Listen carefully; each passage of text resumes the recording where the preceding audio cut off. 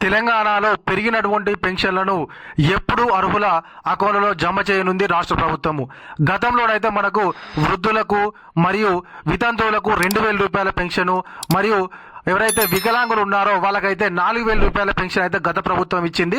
అయితే కాంగ్రెస్ ప్రభుత్వం అయితే ఎన్నికల మేనిఫెస్టోలో వాళ్ళు గెలిస్తేనైతే 4,000 ఉన్న పెన్షన్ను 6,000, 2,000 రూపాయలు ఉన్న పెన్షన్ను 4,000 రూపాయలు చేస్తామని చెప్పేసి హామీ ఇవ్వడం జరిగింది. అయితే ఇప్పటికే మనకైతే ప్రభుత్వము వచ్చేసి సంవత్సరం అయిపోయింది. మరి సంవత్సర కాలం అయినా కూడా ఇప్పటి వరకు అయితే పెంచుతామన్నటువంటి అమౌంట్ అయితే పెంచలేదు.